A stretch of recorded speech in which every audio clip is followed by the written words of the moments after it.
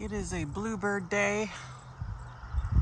Today is Monday, June 10th, 2024, and this is your farm garden tour.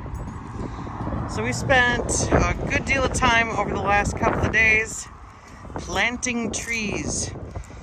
I've got another video that I will pop on to the end of this one that talks a little bit about what we planted, why we planted, and how we're planting. So we are looking due east right now. We planted all the way to the edge of the property along the road. We did the same thing to the west, up to the woods. Then there's another 5-acre section on the other side of the woods. We planted all along the north side, which is the road side of that. And we are making our way down the county road on the west end of the property. It's going to create a nice windbreak, nice privacy break, and help also deaden some of the road noise that we hear here. But I started up here because we've got these choke cherry trees, and their blossoms are done doing their thing and they're starting to set on fruit. I wanted pretty badly last year to do something with these guys, but never got around to it. So figured I'd show you. They're kind of in that really weird in-between stage where they don't look like much of anything. But these will all develop into little berries, and we will do some experiments. Maybe some jelly, maybe some juice. I don't know. But it's all about using what's available to you. So here's the garden. It's in some ways coming along very nicely. There's some berries on the choke cherry tree. And there's a part of me that's super excited for where the garden is right now, and also very anxious for it to get where it's going. I had a BLT for lunch the other day, and I cannot wait to make one with a fresh tomato out of the garden. This needs a little bit of weeding, but the morning glories are starting to come up over here. There they are. So I kick a stick right into them. So those guys are coming, probably 2-3 more weeks, and we'll get tendrils long enough to start climbing. I remember last year I was very impatient, and it took a long time for them to get going, but once they did, it was beautiful. We noticed yesterday, and I think it's probably too noisy for you to hear, but this tree is teeming with bees.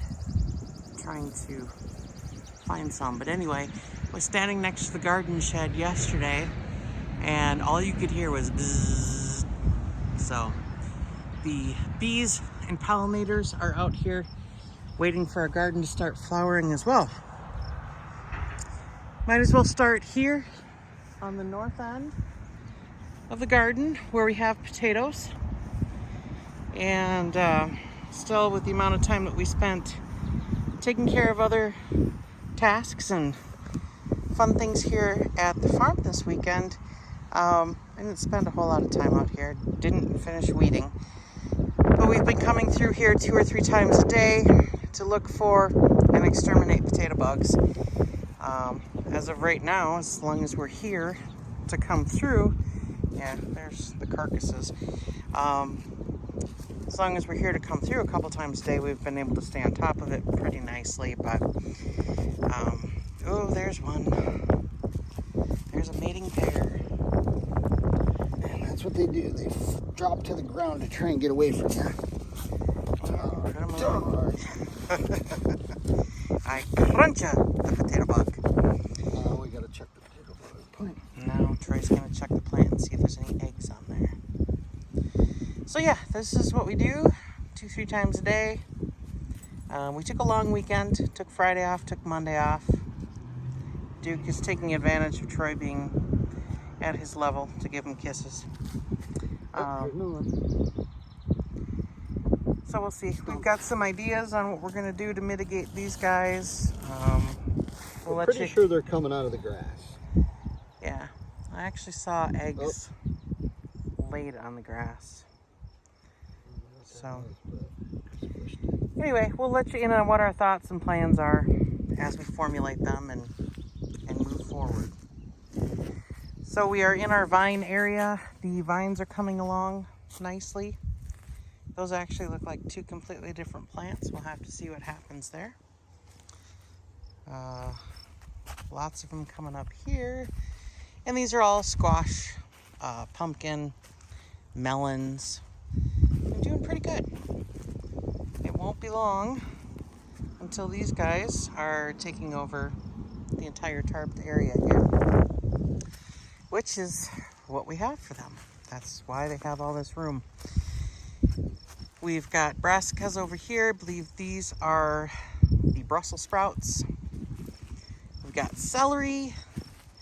Some of it's really dinky, but it's coming.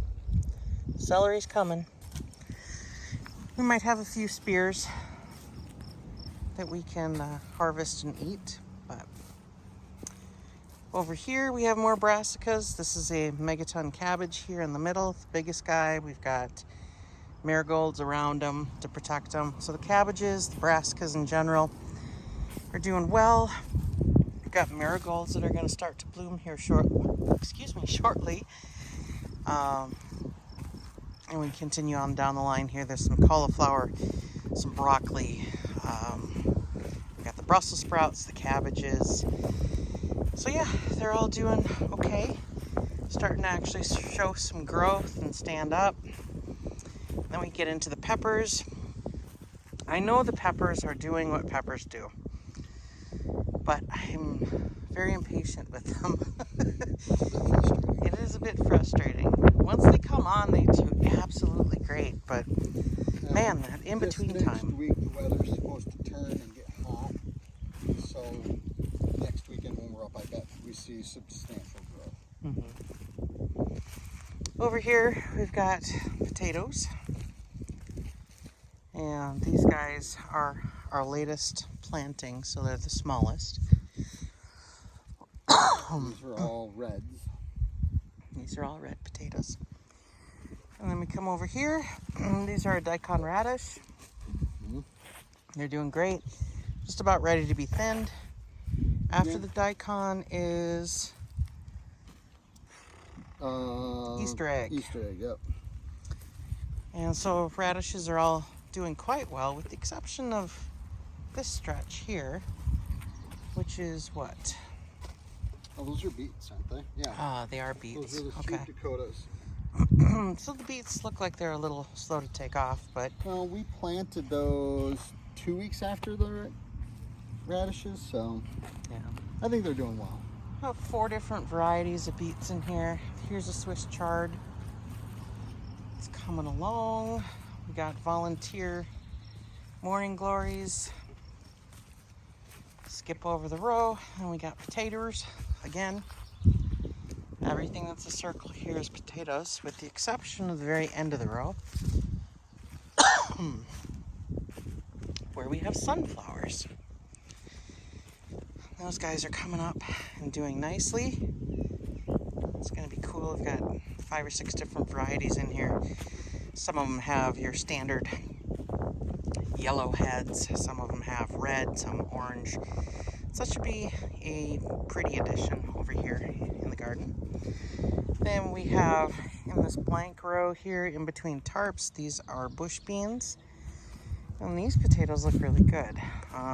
Last weekend and the weekend before, we really didn't find much in the way of potato bugs over in this area. This weekend we are finding them here. So we'll just continue to exterminate. And then in the dashes in between, we've got some staggered growth on more bush beans. These over here are pole beans. They're looking really good. Some of them are almost a foot tall, maybe not quite, maybe 8 inches or so. Then we get down to the end of this fence panel, and we have shell peas. These guys look great. I would anticipate that we're going to start to see some blooms on these shortly. They are roughly knee-high to a person who is 5'8". That would be me. So yeah, they are looking good. And behind that, on the next panel, we've got the snow peas. And those guys look absolutely great. So hopefully less than a month, we should be in fresh snow peas, which will be awesome. So yeah, everything is looking pretty good here. Again, we still need to address our water situation. Mother Nature has been very generous in giving us the water that we need. Looks like we should be okay for another week at least. These are cucumbers. These are the English long cucumbers, which don't seem to have germinated very well, even replanted, and those aren't up yet. These are called green light cucumbers. These are also an English variety that have little or few seeds. And then we get down into summer dance. Again, kind of a long, skinny cucumber. And these are my cucamelons. Not doing so hot this year, but we'll keep watering them and let them be and see if they come along. That's a gherkin. It's supposed to produce cucumbers that are small and good for pickling. Unfortunately, I think we only got 2 of those that actually came up, so then I plugged in some other stuff, which doesn't appear to be coming up, but it is what it is. Tomatoes are looking pretty good. Probably need to dedicate some time next weekend to trimming some of them up. Some of them are quite large. We are also noticing over here, there is some kind of a critter. It is eating, you can see these chewed leaves. It's eating the weeds, which sounds fantastic. I don't know what they are though. We'll have to do a little research on it. This is the first time I've seen them. There's eggs right there. I'm gonna pluck this out of the ground, show Troy. We'll do some research on what that is. But I'm noticing they're eating these weeds, which I believe are called pigweed. And as long as they're not attacking anything else in our garden, I'm okay with that. But I'd like to identify them to make sure that if they're going to be attracted to something else in the garden, that we've got a plan on how to mitigate them. Kind of like the potato bugs. But yeah, there's some really decent tomato specimens out here. We can fill in some of the blanks by taking some of these larger tomatoes like this. I don't know if you can see, but the stalk of the tomato is fuzzy. So if I trim this off right here, I can take this whole sprig and stick it in the dirt, and those little hairs will turn into roots, and this will become its own tomato plant. So that's kind of the plan, is to trim off of some of the larger tomatoes, some of those low branches, and stick them in the dirt in spots where tomatoes perished. And that'll get us back to the 120-ish that we were thinking we would have this year. So that is about that. That is about it for the farm garden tour. It's going to be very hard to go back to work tomorrow because it was very nice to hang out and be a part of this for 4 days. It's beautiful. There's a part of me that simply cannot wait to get out of the city. But it will happen in its own time. So until next time, take care, and we'll talk to you again soon. Today is Sunday, June 9th, and this is part of your farm garden tour. Last year, we ordered 500 trees. 250 are spruce. White spruce. 250 are red pine, also known locally as Norway pine. And today we have been planting trees. So I started here so that you can see where the garden is. There's the house, and here's the very noisy road. So the purpose of these trees is to grow up and create a nice block between the road noise, and the property itself. So as we get in here, these are the Norway, and these are the spruce. And up here in the garden area, we did a triple row. So we went spruce on the outside, Norway in the middle, and spruce on the inside. And the reason that we're planting these together is because the Norways, I'm gonna swing around here, the Norways get to be like this. That's the Norway, all right?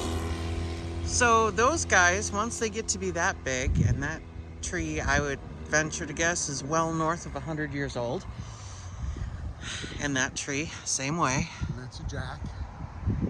So when those trees grow up, they don't have much in the way of branches at the bottom, but they're fantastic trees. They're great for wood burning. They're great for building. They tend to grow very nice and straight and tall. So if you had a lumber mill and a whole bunch of these, you could get some nice lumber out of that. So anyway, we're planting them for a multitude of reasons then. So anyway, the spruce, they're gonna bunch out like a normal spruce tree would and create a nice block. And then we'll have the Norways, which will be nice for longevity, and the spruces again to create more of a block. So this stretch here, Troy tells me, is 500 feet that we planted here along this first edge. We've got another stretch on the other side of the house along the highway to plant. And then we are going to plant on the far west side of the property as well. And then whatever's left, we'll just pluck in amongst everything else in the property. Exactly. And I'm anticipating that I will probably speed everything up from here until we reach the end, because I don't really have much more to say. No, I can fill in some stuff. Yeah, please do. So the trees were actually purchased through the Minnesota Department of Natural Resources. They do a thing through in cooperation with the U.S. Forestry Service, where it's ironically during deer hunting season in Minnesota, they open up so that you can go in and you can order trees. And it's a first come first serve. Anybody can do it. All you have to do is own property within the state, and then they'll sell you the trees, and it's cheap, like really cheap compared to going anywhere else to get them. So next year, one of our plans is we're going to pan over to your right, hon. You can see all the dead. All of that was caused by beaver. It flooded that area. So we're going to come in there. We're going to take all that dead out of there, and we're going to replant tamaracks and black spruce, which do really well in wet areas, and possibly some cedar.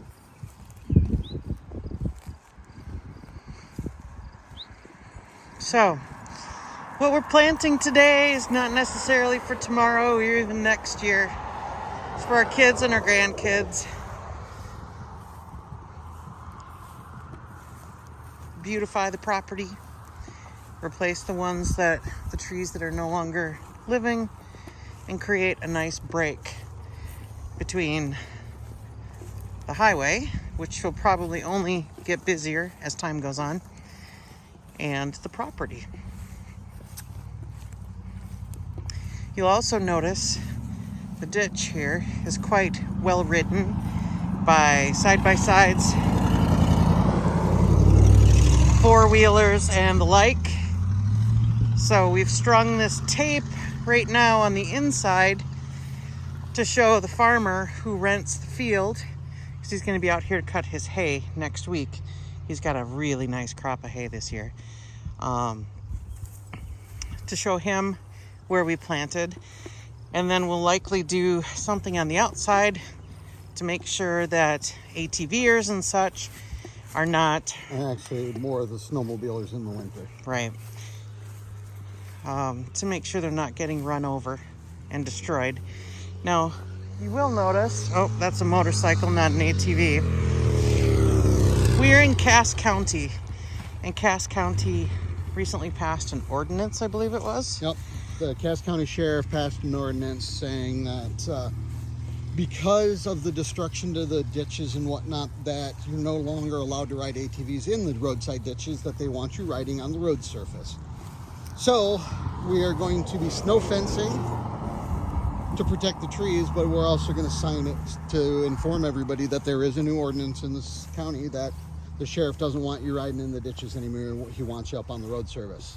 Now, Spider Lake Recreation Center is 14 miles west of us, and I will tell you that all of the people who come into town on ATVs side-by-sides ride the road surface. They already know. It's the locals that we need to let them know that they can't ride the ditches anymore. So this is the approach to the neighbor's driveway, and we planted just a couple of trees over here on this edge, again with the idea of creating a kind of a separation, a barrier. And I'm excited. I was super excited. I told Troy once we first got probably to the next stake in line, maybe the stake after, I finally see it. And I'm so excited because there is a row of trees that are behind the barn and the pole barn here that were planted, I can't even venture to guess how many years ago. It was somewhere around between 92 and 95. So about 30 years ago. Well, and then if you show them the far side of the field, if you look on the far side past the barn, that was all clear cut in 89, I think is what Ralph said. And that was replanted that same year, and that's where those trees are. So it kind of gives you it's the same Norways that we planted, were planted there. And you can see here, behind the barn and the pole barn, that's a line of spruce, exactly like we're planting them here. A line of spruce that's closest to us, and a line of Norway behind it. So we're kind of carrying that around the property. It created a fantastic windbreak back there, which was its purpose when it was planted. The prevailing winds here are from the west, northwest, and we're facing west right now. So this is going to give us some protection from the north winds too, as they kick up during the winter. So, what did we do? 147 trees, Joel said? 147 trees are planted in this 500-ish feet here. And it took us 2 hours. Took us 2 hours. There will be many more to plant, and I'll probably take a quick video of the other areas to show you what they look like too. Euchre!